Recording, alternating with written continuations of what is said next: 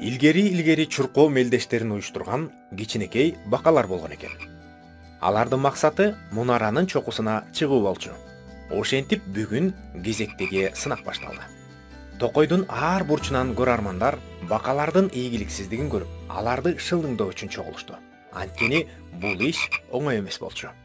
Анан көптөн күттүргөн старт командасы берилди. Бакалар чокуну багындырууга шашып жөнөштү.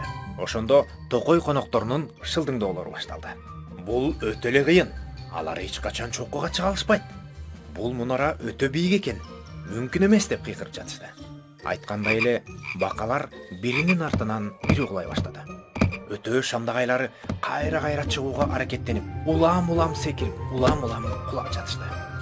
Көрөрмандар дагы эле бул өтө эле кыйын. Эч кимдин колунан келбейт. Түшкүлөчү.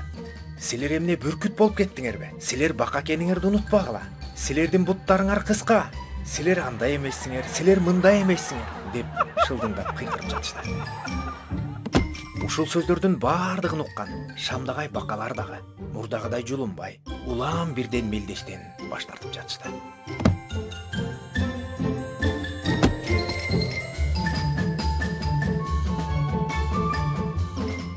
Алардын арасынан бирөөсү гана мазактоолорго, катуу айтылган сөздөргө жана татаал жолго карабастан уламдан улам бийикке чыга берди.